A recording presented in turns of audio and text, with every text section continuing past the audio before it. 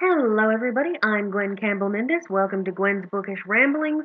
And today you will probably not be surprised by the book because you can read, most likely, I expect. Anyhow, Sleeping Beauty. This is one of those books that I have picked for the illustrations because I think the illustrations are really, really good. Honestly, the cover doesn't speak to what's in the book more because the book is black and white silhouette illustrations. These are a woodcut or something to that effect. I don't know. I have not gone to the effort of double checking, but it's a lovely piece of a lovely set of illustrations. Um, and these illustrations, as you can see here, are just silhouette. And the person who did the illustrations, Arthur Rackham, still managed to put in some gorgeous details. Just look at her hair or his hair. And somebody felt it was necessary to color in the cover, but the fact is that these stand up far better in black and white, as we see when we look at the cover page and a frontispiece. This isn't the actual frontispiece. I leave it to you to, if you should happen to actually track down a copy of this book, take a look at it. But you're getting the picture of the Sleeping Beauty about to prick her finger on the spindle because for some reason that illustration wasn't in the middle of the book. I assume that for some reason they couldn't fit it in with the other illustrations that they had in the order they wanted. But again, look at this. It's beautifully evocative. You have all of these people at the bottom down here, and you can see all these little details. The little speckled bits here that turn this person's cloak or whatever it is into something other than matte black. The fact that you've got all of these little lines that are used to outline stuff like her headband or whatever that might be, and this here, which is his belt. All of these gorgeous details, and just look at this illustration of an owl. It's abstracted, yes, but you can see that it's an owl, and they're just really lovely things. Um, and so I wanted to give you a bit of a flavor of what makes this book so fantastic. And it is a pretty good retelling of Sleeping Beauty as well. There are funny bits, and they managed to give at least a slight nod to an implication that they didn't just meet and fall in love in 38 seconds or less. But you don't read a fairy tale for the reality of the story, anyways. Um, so let's go a little further into the book. Now, this is a particular variant where the king and queen. Now, the king and queen are always desperate for a child in Sleeping Beauty, of course.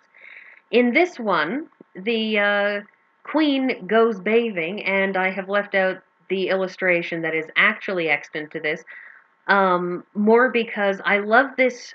Again, this is a two-page spread of the queen going into her outdoors bath um, with her various maids, this one with her crown, and this one with some part of the queen's dress. Um, and I love looking at all of these trees. Look at how Rackham has managed to outline all of this wall of the castle, this garden wall, the little detail here uh in that fence or whatever it is that you have up there, the way that you have all of the trees, and this is all done purely in silhouette. This is all just light and shadow.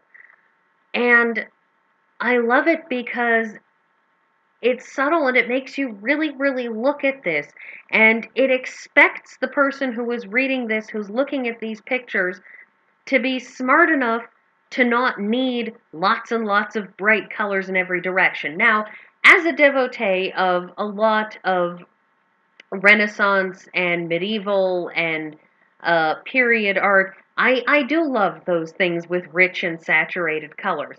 Um, but there's something to be said for asking people to do that little bit of work to see what you've got there, that little bit of work to imagine just a little more, that little bit of being evocative rather than having the queen be beautiful and upfront. Instead, you just have this simple figure right here. And that's the queen. And that's I've always really, really loved this book for its pictures. Um Now, as you go through the book, you obviously don't merely have pictures. This is an actual book with actual honest to goodness words. And as you go through this story, you have uh of course the wicked fairy showing up and other things like that. But let's talk for a moment about the feast from when the princess is born and they're having her christening feast. And they talk about and there's so much gorgeous description in this book. In front of each fairy was a gold plate and a golden casket made to hold her knife, fork, and spoon. These caskets were carved and engraved, and each one was of a different shape. One was in the form of a ship, another a shell, a third in the form of a castle with turrets. And when they talk about the food and the nice things there were to eat, there were force meatballs flavored with rare spices from the east, sardines from Sardinia, tunny fish from the Mediterranean, and sturgeon from Russia, steaming boars' heads with lemons in their mouths, turkeys, peacocks, and swans, ortolans, wonderful roasts and delicious stews, roe deer and bears' hams, sweets in all sorts of curious shapes, as for instance cakes like castles with little men made of sweet stuff for sentries on the battlements, each complete in gilded armor and with a halberd over his shoulder, a rare sight, and eagles carved of ice hovering over silver dishes filled with apricots. It's it's just such lovely description. And of course, when the old fairy shows up, I love that there are hints of poetry in this too. That the king says, "For," said he, "I am sure you are very welcome." "Is it so indeed?" said the 13th fairy. "I am not too late then, though the feast is all but done. I shall eat off silver while my sisters eat off gold, and there is no curiously shaped casket for me. No matter, I am content, because I am in time, and I shall dower the princess with the gift which I have brought for her."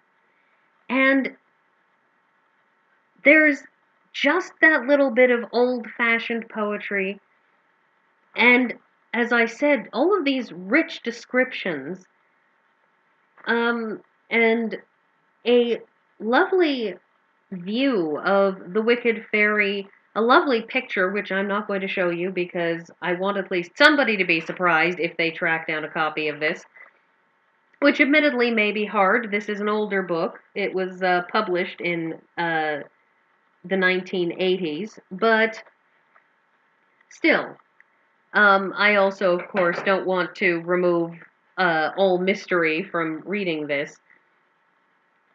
On top of all of these things, of course, though, is you have the humor that comes in this book. Because, of course, the princess is cursed. We all know this is coming. We all know the story of Sleeping Beauty. And the king immediately calls all the wise men in the land, and one by one they give up, except for one old wizard who has magic lore written by Merlin himself. And 500 pages are devoted to the topic of princess, and thus princess, how to transform Goose Girl into, spell for causing princess to be surrounded with high walls of bronze, which may by no means be broken down except by the notes of a certain trumpet, QV. Now QV are the first letters of two magic words which are to be found in all dictionaries and encyclopedias to this day. And thus it goes. And there is another, again, beautiful illustration that I'm not going to show you because I am horrible, of the wizard searching. And the wizard, who searches desperately and lengthily for months upon months in desperation to find a way to keep the princess from having to fall into a sleep for 100 years or anything else, um, writes some words in Latin to make them look more important, but very likely it was not good Latin. And the meaning of the words is, shall spindle prick, then spindle burn, no thread weave and no wheel turn. If there's no spindle and there's no wheel, then no finger the spindle can feel. And that is, of course, how the king gets the idea to burn every spinning wheel in the kingdom, because he couldn't have thought of that himself. It's a very amusing concept. So, obviously, we have the upset of the people over losing their spinning wheels, which is wonderfully written out here, including an aggravated woman who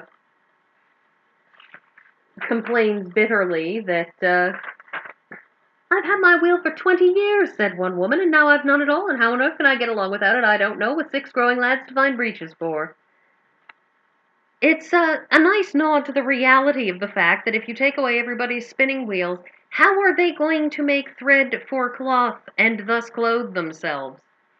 So the book covers that actual little bit of nod to realism, and we hear about how wonderful and lovely the princess was and becomes, and then on her 16th birthday, she finds the wicked fairy and pricks her finger, and then the whole castle falls into a sleep. And then we get, in a few pages, this gorgeous and yet grisly picture of Prince Charming, her rescuer, as he enters as he steps into the briar, and you look at this, and this is actually very lovely up here. Look, there's a tree, and there are flowers, and this is clearly some sort of a meadow, and then right there at the bottom is a skeleton, a dead body, and a shield, and another shield. And it's this amazing, look here, given to us not by ink on the paper, but by the absence of ink on the paper. This is a wonderful medium, this sort of, uh, this this sort of woodcut print kind of medium. You see these skeletons and these dead princes who came to rescue the princess and failed because they weren't the right one, because the 100 years hadn't passed. And just look at this, look at the detail, look at all of these, the little thorns, and the way all of this weaves together. It's just gorgeous and horrifying at the same time. So this right here may be my favorite illustration in the whole book, because there's so much in it, and it's poignant and horrifying and beautiful all at once. And of course, we get to the end of the book, and the princess is given her kiss to wake, and in that moment, as her eyes open and she smiles, "Is it you, my prince?" she said. "How long you have kept me waiting."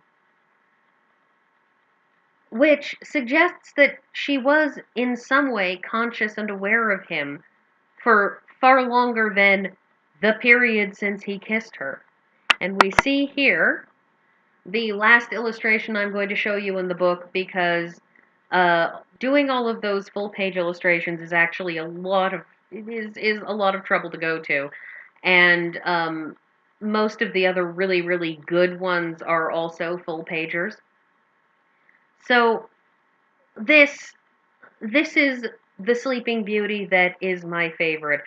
I like the Disney one to an extent, but this was my Sleeping Beauty growing up.